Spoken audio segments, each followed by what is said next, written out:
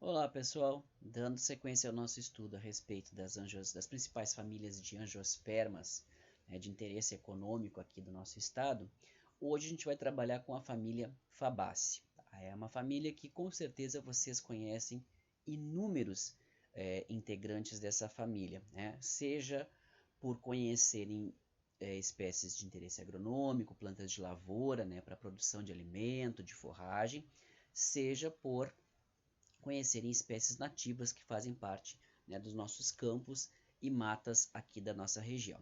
Tá? A família Fabaceae, ela se situa dentro da ordem das rosídeas, tá? Aqui das eurosídeas, tá? Dentro da ordem Fabales, tá?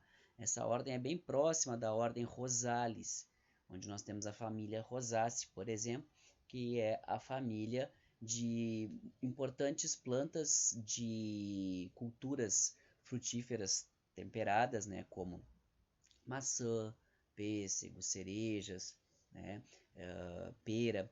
Essa família Rosaceae está bem próximo da ordem das Fabales, onde nós situamos dentro das Fabales a nossa família Fabaceae, que é o nosso objeto de estudo de hoje. Tá? Como vocês podem ver, é uma família considerada como cosmopolita. Tá? Então a gente tem, marcado aqui nesses tons diferentes de verdes, amarelos, é porque são as áreas de dispersão dos grupos diferentes que nós temos dentro dessa família. A gente vai entender um pouquinho agora para frente que essa família é uma família bastante diversificada e que a gente costuma entender ela dentro de três grupos diferentes, tá? Mas eu já vou explicar mais para frente. Então a gente observa que é uma família que tem uma dispersão grande em regiões frias, não é? Nos hemisférios, em grandes extensões do hemisfério norte, nós temos em regiões quentes nos trópicos, centros de diversidade importantes são regiões tropicais, efetivamente, apesar de termos espécies que são muito conhecidas, inclusive do ponto de vista agronômico, né, para a produção de alimentos, espécies que são muito características de clima frio, tá? Mas ao passo que nós temos essas espécies importantes de clima frio, nós temos os centros de diversidade dessa família, né? A maior parte da diversidade dessa família ocorre em regiões quentes, regiões tropicais. E temos dois centros de diversidade importantes aqui no nosso país.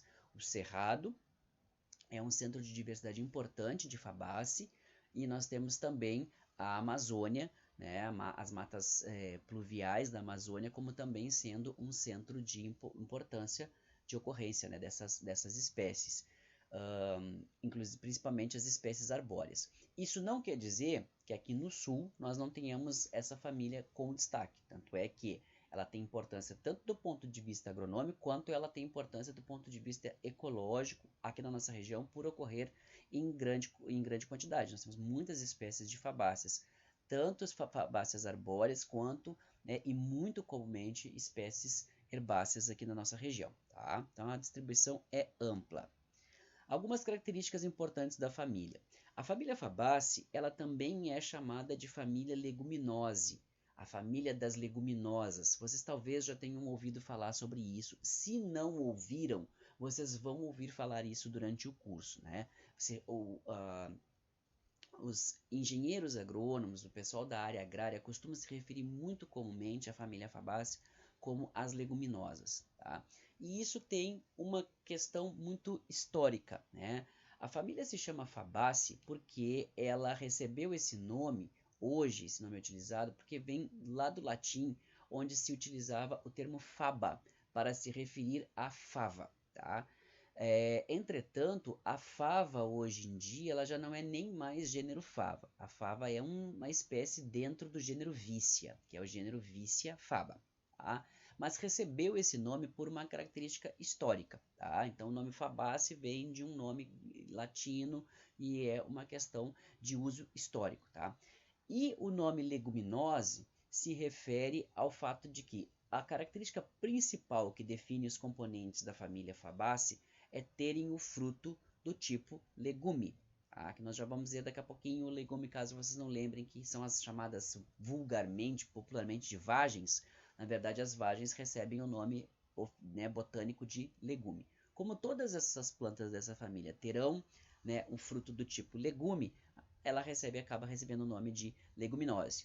Esse termo, ele hoje em dia, ele não é mais o mais atual para se referir à família. A família, para se referir à família, o termo mais atual é Fabaceae. Mas como o Código de Nomenclatura Botânica permite a utilização de nomes que são reconhecidamente de uso de importância histórica, né? Então, leguminose foi por muito tempo adotado como nome para se referir a esse grupo de plantas. Então, a nomenclatura botânica ainda admite que se utilize esse nome de leguminose, tá? Então, falar sobre a família leguminose, falar sobre as leguminosas, não está incorreto. É um termo relativamente desatualizado, mas não incorreto, ok? Então, é uma família monofilética. O que isso quer dizer? Já comentei com vocês lá quando a gente começou a trabalhar com os primeiros grupos de plantas. É uma família natural, onde nós temos todos os organismos que pertencem a essa família são parentes próximos, né? E tem um ancestral comum. Né? Então, isso é muito característico pelo fato de que todas têm uma estrutura floral muito similar e elas, né, com algumas variações, mas basicamente a gente vai conseguir observar similaridades e a gente vai encontrar o fruto do tipo legume, que é a característica, né, diagnóstica dessa família, tá? Ela é a terceira família mais diversa de angiospermas. Ela compreende 751 gêneros e cerca de 19 mil espécies. É muita coisa. Cerca de 7% de todas as angiospermas estão dentro dessa família. Ela só perde em diversidade para a família Orchidaceae, que é a mais diversificada do planeta, e a família Asteraceae, que é a segunda mais diversificada. Tá? Como tem uma grande variedade de diversidade, de tipos diferentes, ela acaba agrupada em subfamílias. Tá? As subfamílias que compreendem toda essa diversidade, ao longo do período de estudo dessa família, né, da botânica, essa família ela sofreu várias modificações sistemáticas, tá, ao longo desse período do estudo da botânica. E essas subfamílias mudaram de nome, de classificação, grupos diferentes foram realocados dentro das subfamílias, sofreram mudanças de nomenclatura, então tem muita coisa do ponto de vista histórico que foi modificando ao longo do tempo. Tá?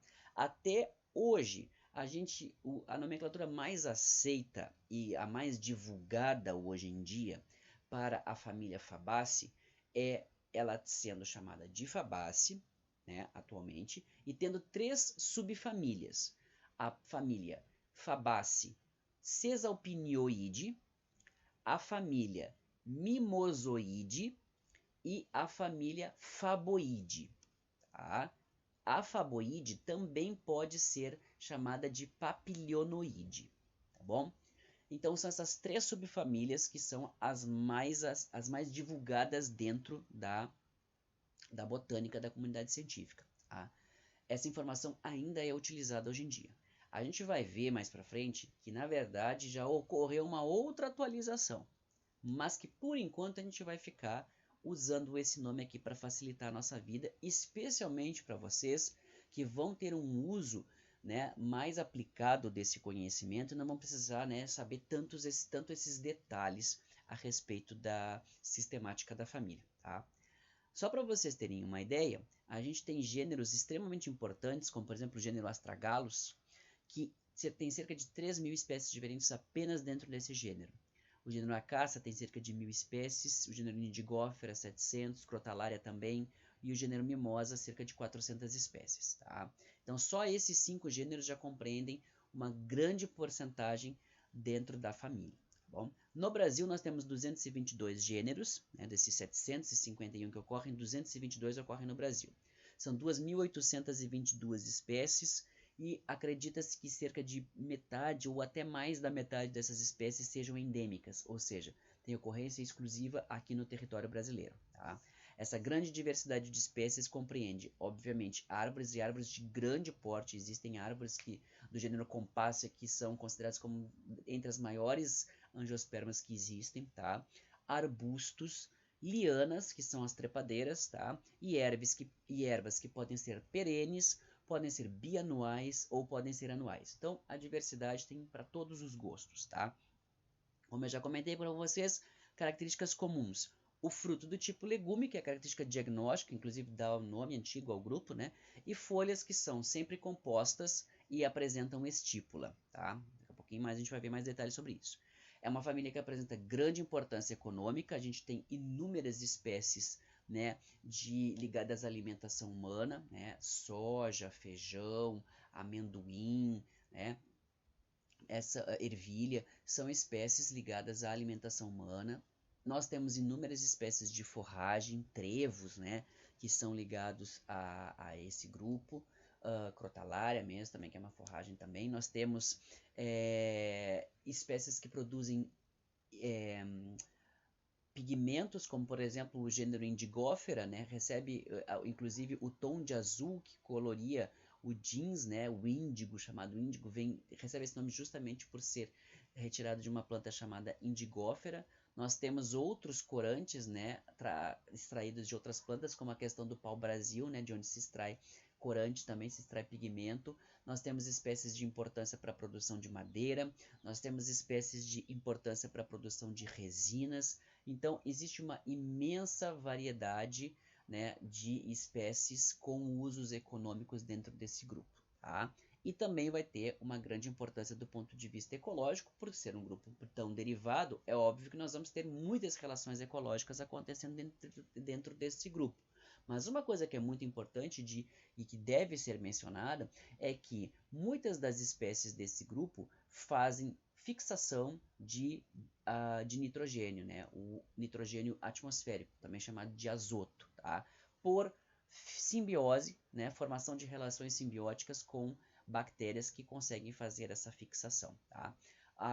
Os eucariontes, né, os eucariotos, de forma geral, não fazem fixação de nitrogênio atmosférico. Para obter produtos nitrogenados na natureza, eles precisam ou pegar substâncias que já foram orgânicas que já foram produzidas por outros organismos, e aí quando esses organismos morrem, liberam esses compostos nitrogenados no ambiente, e aí consegue ser aproveitado, né, pelas plantas, ou então as plantas fazem simbiose com procariotos, né, bactérias, cianobactérias, que conseguem fazer esse processo. Tá? E entre essas plantas que têm essa capacidade, o destaque absoluto é para a família Fabaceae. Existem outras famílias que fazem? Sim, mas tipo não a família inteira. Componentes da família, alguns grupos dentro da família conseguem fazer. De forma geral, na família Fabaceae a gente encontra a maior variedade de espécies capazes de fazerem esse processo de fixação biológica do azoto. Tá?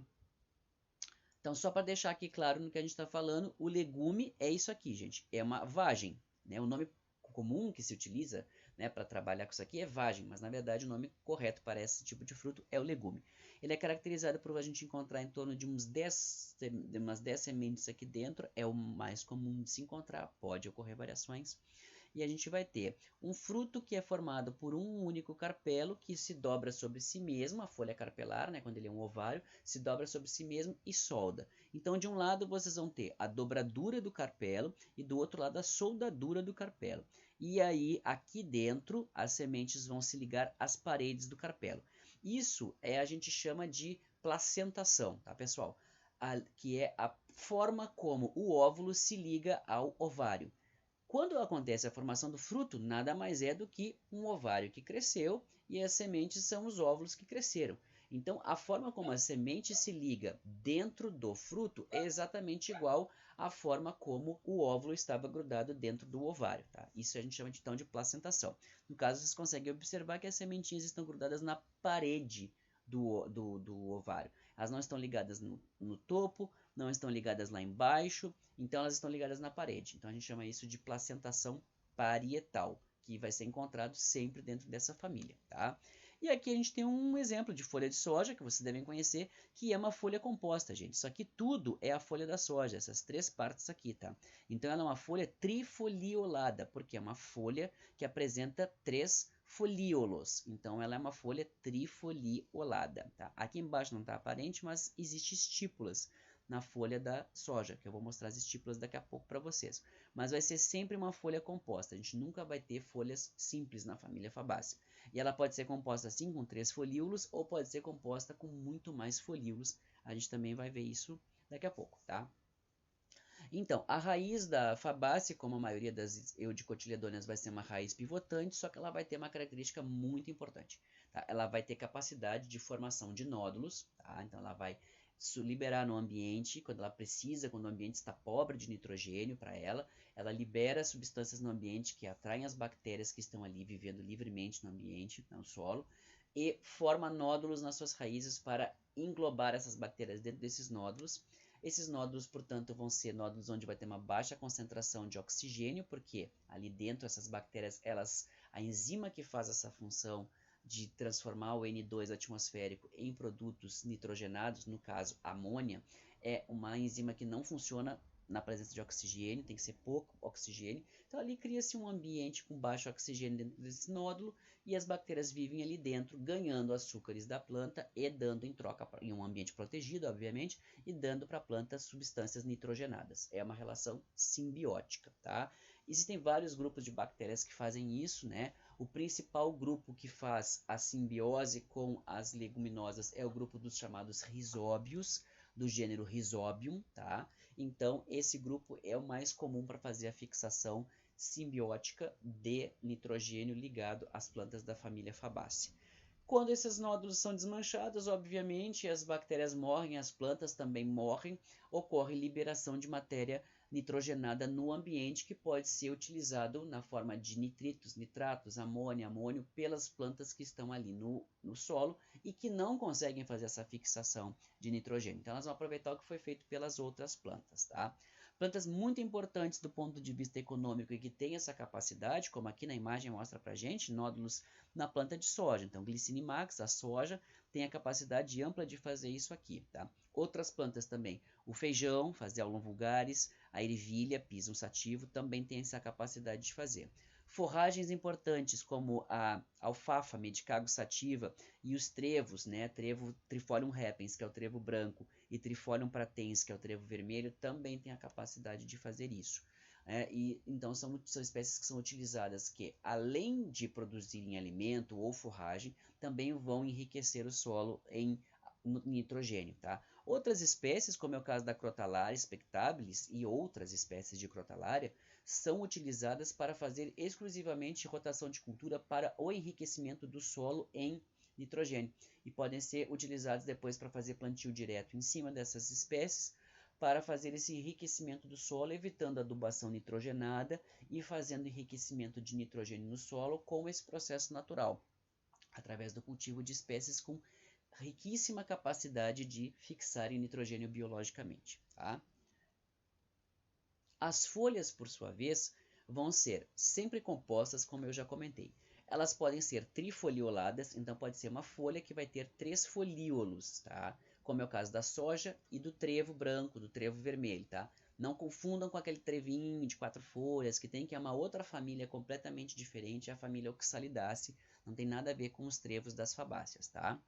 Podem ser folhas compostas pinnadas, e aí esse nome pinnado, gente, vem de parecer uma pena, tá? Então essa folha ela tem um formato comprido, os folíolos se distribuem ao redor dela, então ela fica parecendo uma pena, por isso que elas recebem o nome de pinnada. É o caso, por exemplo, da ervilha.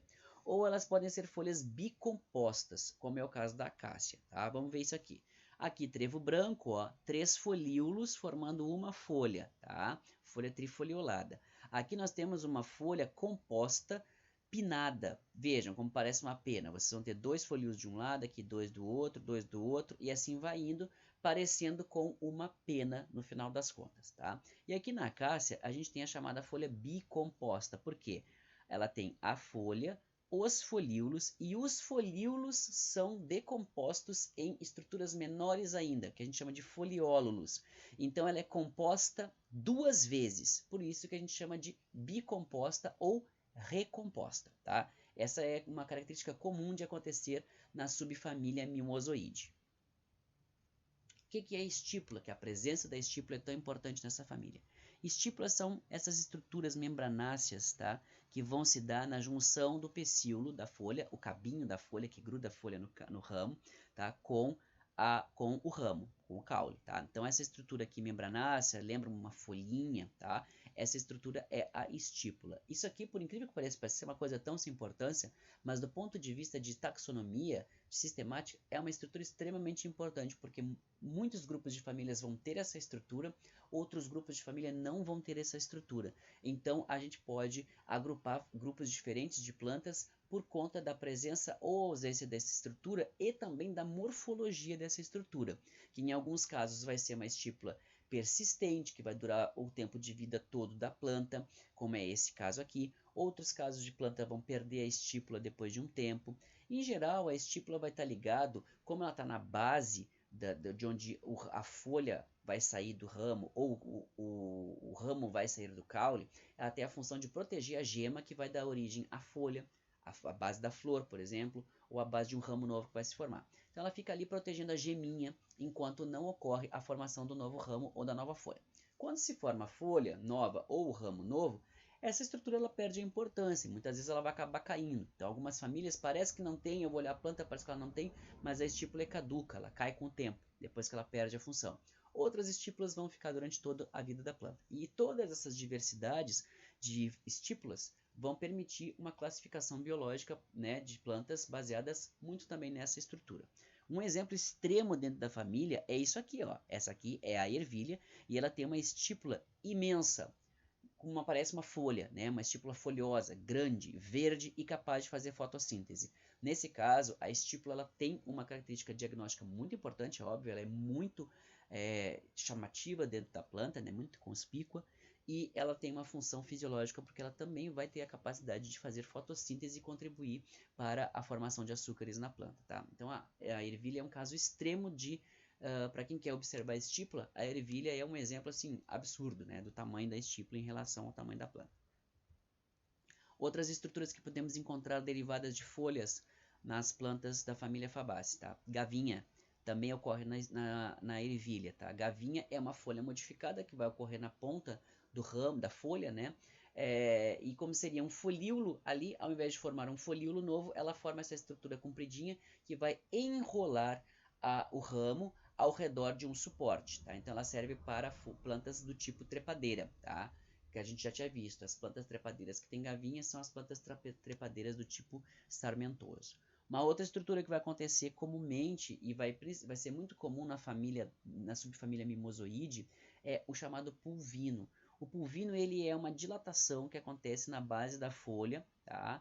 De algumas espécies e vai ter a função de permitir movimentos foliares, tá? Movimentos foliares esses que podem ser, por exemplo, para acompanhar o ritmo do sol, né, a se movimentar ao redor, né, para conseguir voltar a superfície da folha para que ela absorva a maior quantidade de luz ao longo do dia todo. Isso é comum de acontecer em plantas de clima frio, onde nós temos pouca iluminação nas estações, né, no caso no inverno.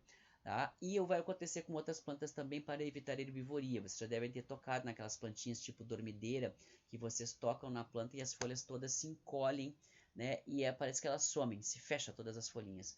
Isso é promovido por funções de movimento no pulvino, tá? Então essa estrutura ela vai perder a água ou inchar de água, fazendo com que as folhas se fechem ou se abram muito rapidamente.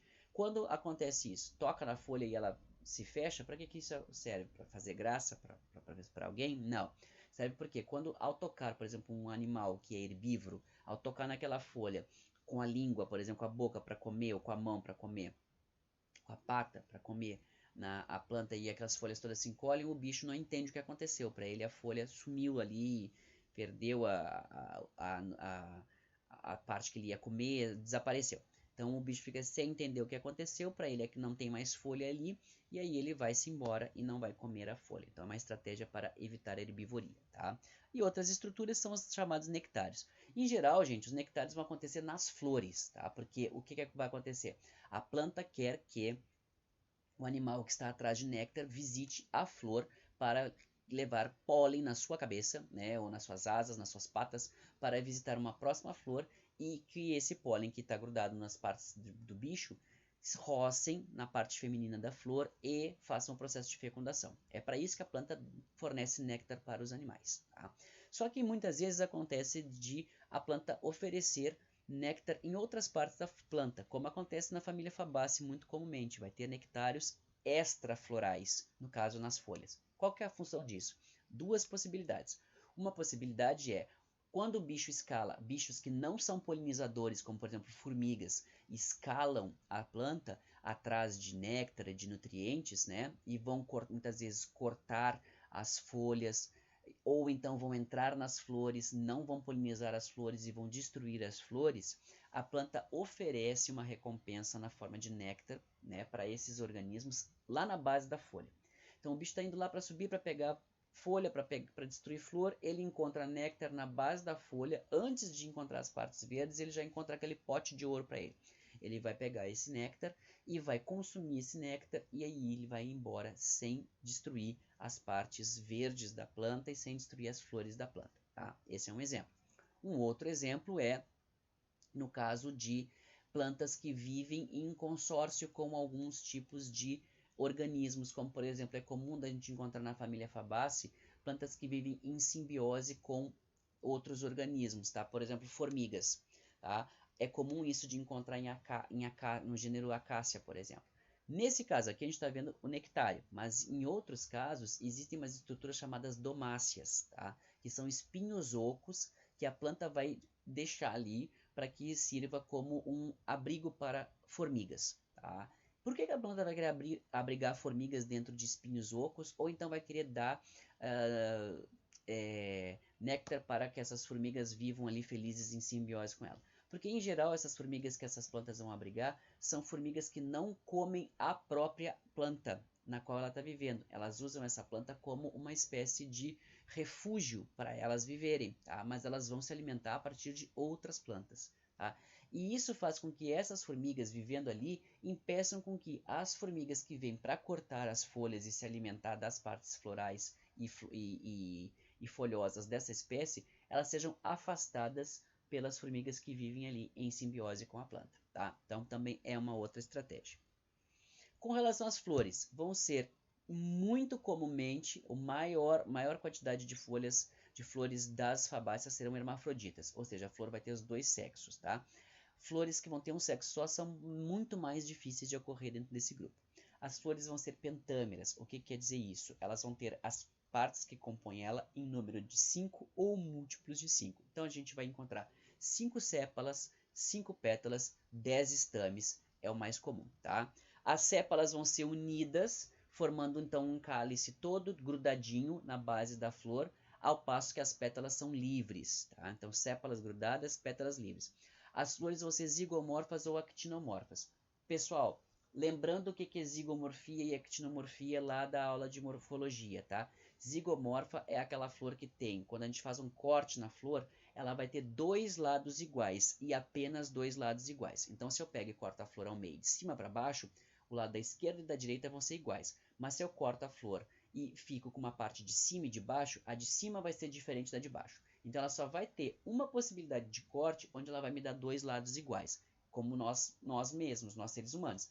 Se cortar da cabeça para os pés, tem dois lados iguais. Se cortar na cintura, a parte de cima é diferente da de baixo. Tá? Agora, as flores que têm morfologia actinomorfa ou radial, também são sinônimos, são aquelas flores em que a gente pode cortar, por exemplo, um corte de cima para baixo, os dois lados são iguais. No meio, em cima e embaixo também são iguais, tá? Então ela parece ela tem uma conformação assim mais como uma rosa, por exemplo, tá? Onde vocês vão ter vários planos de corte que vão dar dois lados iguais, ok? É a mesma coisa que vocês imaginarem, por exemplo, uma estrela do mar, tá? Quando cortam em várias porções dá lados iguais, tá bom? Em geral, nós vamos ter grandes grupos dentro delas que vão ser zigomorfas e outros grupos que vão ser actinomorfos. Nós vamos ver esse detalhe daqui a pouco, tá? Nós vamos ter um único pistilo dentro da flor, então só um órgão sexual feminino. Ele vai ter vários óvulos. A placentação, como eu falei para vocês, é grudada na parede do ovário, portanto a placentação é parietal. Tá? É comum de encontrarmos 10 óvulos dentro do ovário, tá? O androceu, em geral, vai ter 10 estames, tá? Mas é comum na família Mimosoide ter muito mais de 10, tá? As flores vão estar agrupadas em inflorescências sempre, mas algumas inflorescências podem ser reduzidas até ter uma única flor. Isso é uma coisa meio complexa, não vou entrar nesse detalhe, porque a inflorescência é uma coisa que exigiria uma aula só para isso, tá? E aí nós temos variações desses padrões dentro das 3 subfamílias que a gente está tratando aqui, tá? Então vamos dar uma olhadinha. Na primeira subfamília, que é a família Caesalpinioide, a gente vai ter flores zigomorfas em geral, tá? Então, as flores vão apresentar Um padrão de corte. Ó, quando eu falo zigomorfia aqui, gente, cortando aqui ao meio, ó, o caso da pata de vaca, a gente tem o lado esquerdo e o lado direito iguais. Mas se eu cortar aqui, ó, de cima para baixo, a parte de cima é diferente da parte de baixo, tá? Mesmo assim, ela é uma flor que tende a ser radial, tende a ser simétrica. Por quê? A gente não tem uma pétala diferente das demais, como acontece aqui no caso da Cesalpínia. Aqui nós temos pétalas mais externas e temos uma pétala um pouco maior, mais interna aqui em cima. Aqui o corte vai dar flores bem diferentes umas das outras, tá? Então essas flores, em geral, elas vão ser zigomorfas, com padrão de corte que só dá dois lados iguais, mas, por exemplo, aqui em Bauhinia, a gente já observa uma tendência a ela se tornar uma flor actinomorfa, tá? Por que isso vai acontecer, gente? Qual que é a diferença disso? Isso tem uma relação interessante na polinização, tá? As primeiras flores que surgiram eram flores actinomorfas. Esse padrão zigomorfo ele surgiu mais ao longo do desenvolvimento das flores, tá? E existem alguns estudos que mostram que há uma relação entre eficiência de polinização e zigomorfia. Então, do ponto de vista ecológico, as flores zigomorfas elas seriam mais eficientes no processo de polinização do que as flores actinomorfas, tá? Mas isso eu não vou entrar em detalhes com vocês, isso é para quem quer ser botânico, tá bom? Dentro do grupo das Mimosoides, a outra subfamília, aqui sim nós temos flores claramente actinomorfas, tá? As flores elas vão ser bem pequenas, diminutas e vão estar sempre agrupadas em inflorescências globosas, então redondinhas, e bastante congestas. O que quer dizer congesta? Congestionada, cheia, né? A flor é cheia de florzinha ali dentro dessa inflorescência, tá? Formando tipo um pompom, que é a característica dessa família, né? Dessas florzinhas, essas inflorescências que parecem uns pompons, tá? E isso aqui é comum, por exemplo, em leucocéfala, tá? E aqui comum também em caliandra, muito utilizadas para decoração, tá? Leucocéfala também é muito utilizada para uma planta muito comum de mata ciliar, então é muito utilizada para recomposição de áreas degradadas, tá? As pétalas vão ser muito pequenas, não vão ser chamativas, vai estar escondidinha lá dentro da flor, dentro do cálice, né? O que vai chamar a atenção são os estames, que são longos, muito numerosos e, em geral, coloridos e perfumados. Então, a atração dessa flor, a beleza dessa flor, não são as pétalas, tá? A beleza dessa flor está nos estames. Eles é que fazem o show para a atração dos polinizadores, tá? E depois a família Faboide, tá? A subfamília Faboide, que é, do ponto de vista de importância econômica, é a família mais importante, tá? E também dentro das famílias ela é a mais diversa. Tá? Aqui nesse caso a gente vai ter flores claramente zigomorfas. Nós só podemos dividir essas flores em dois lados iguais, o resto não tem como a gente achar lado igual, tá? E elas vão ter uma estrutura muito específica, formando o que a gente chama de flor papilionácea. Não vamos esquecer que antigamente esse grupo era chamado de papilionoide, tá? Por isso que recebe o nome de flor papilionácea, porque é a flor característica desse grupo. Nenhuma outra família na natureza vai ter a flor com esse padrão, tá? Aqui a gente vai ter então uma pétala superior, grande e mais externa, que é chamada de estandarte, tá? Essa pétala, quando a flor da soja, do feijão, da ervilha, do que vocês imaginarem, for um botão, essa pétala vai envolver as demais pétalas. Ela fica por fora e abraça as demais pétalas.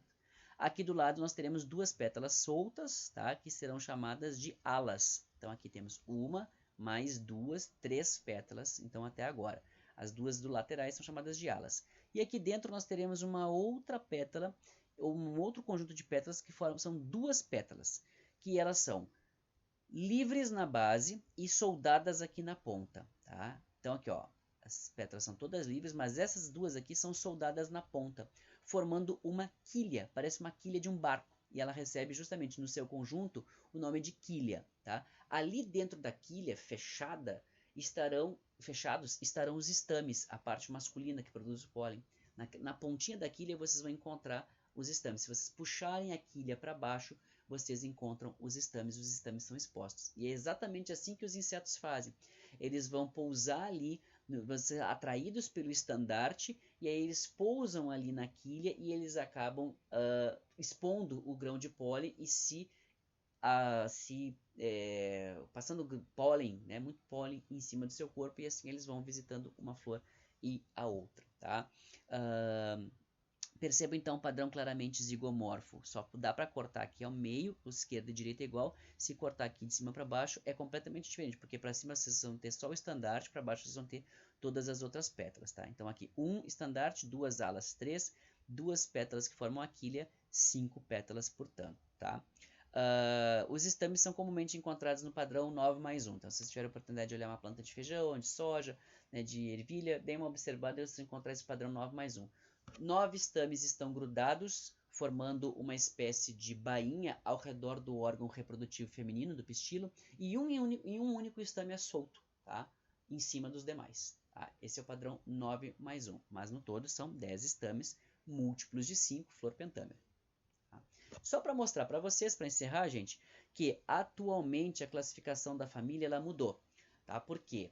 Estudos moleculares têm mostrado para a gente que aqueles 3 grupos eles não são, que a família Fabaceae como um todo é monofilética, mas as 3 subfamílias, elas não são monofiléticas como a gente conhecia. Então, o que acontece?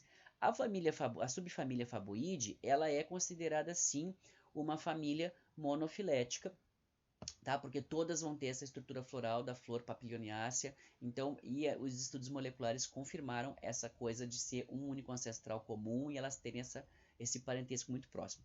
Agora, a família Mimosaceae, ela passou para dentro da família Caesalpinioide, da subfamília Caesalpinioide, então ela está aqui dentro, tá? Ela passou a integrar a família Caesalpinioide, e a família Caesalpinioide tinha muita diversidade de grupos. Se vocês pararem para estudar a família Caesalpinioide, ela vai ser a mais diferente de todas, tá?